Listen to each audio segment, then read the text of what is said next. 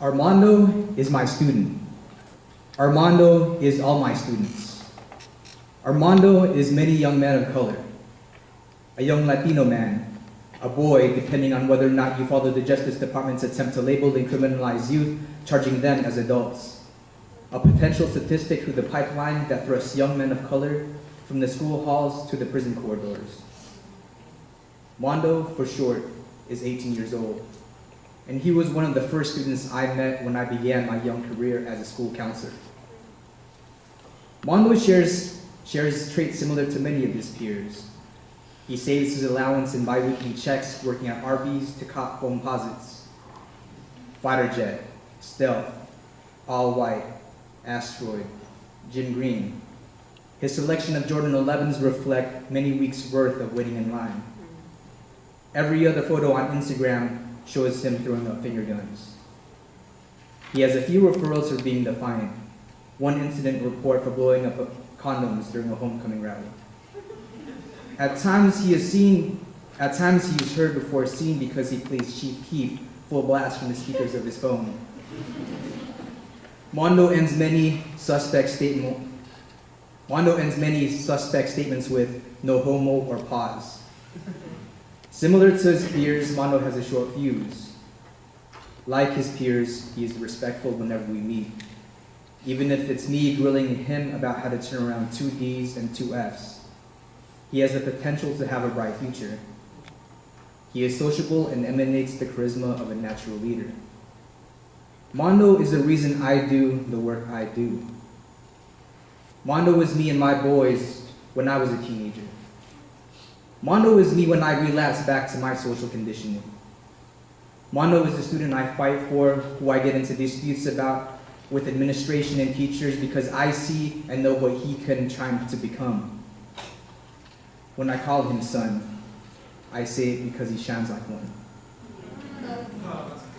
And on a day he comes back from a suspension, I sit with Mondo, and we converse on the reasons why he feels the need to get back at the other student who laid him out. I can't let that slide. He sucker punched me. He already knows what's coming to him. I can't let my reputation go out like that. You know what it is. And I say, I think I know what it is. You need to defend your manhood, and you're going to let that get in the way of your success. It ain't like that, replies Mondo, not thinking about how another possible fight could mean a potential expulsion that might lead to his criminalization, which could alter his deferred action status being a childhood immigrant. 4 weeks pass. My days go by as usual. I meet with other Mondos. I sit with students who can't get along with this teacher and that student, with students who don't see past the weekend, with students who have issues with their girl, their dad, their mom, with sleepless students whose nights have been spent working on their senior paper, with students who are having anxiety attacks while they wait on their acceptances from Columbia and UC Berkeley.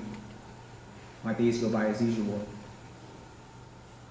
And on his last day at school, before he gets transferred to the next school, because of the inevitable fight that did not have to be inevitable, he comes to my office, a look of disappointment on my face. But yo, Ledesma, let me show you that fight though. Nervous, he asks if he can pull up a video on the internet.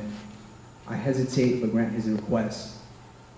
He guides me to type in www.worldstarhiphop.com. I follow suit and type in the algorithm of words in the search bar that produce the list of fight videos with the cast of characters in their teens and preteens. He tells me to click on a link tagged with the words Mamie, Turn, Mollywop. Teenagers huddled in an alley. 2 teenagers postured up, one of whom is Mondo. They quickly exchange haymakers, mostly misses. And in the last 10 seconds of the 1-minute video, a sudden right hook sends the other young man to the pavement. I didn't want to see the fight. What did you gain and learn from the experience, I asked. I showed him what's up. We're all good now. We just had to get it out of our system. I asked again, what did you learn from the experience? No response. I sign his withdrawal paperwork, and we exchange a handshake that evolves into the fraternal side hug that allows the most alpha of males to share a physically intimate moment,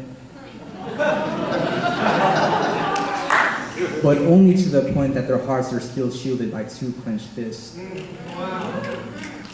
Peace, Ledesma, Mondo says.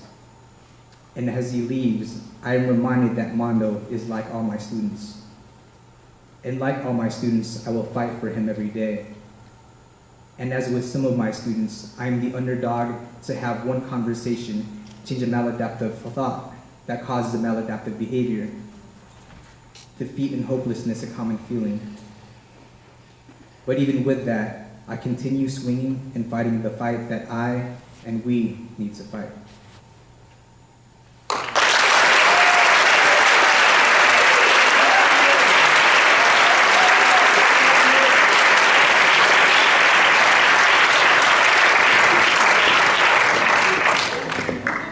This is Matt's third year performing for Cocktales. A few years ago, he wrote about Pacquiao and compared it with his religious upbringing. And a few years ago, he talked about masturbation and related it with religion. It took him actually about 2 years to write that piece. He was so scared to write it and to perform it.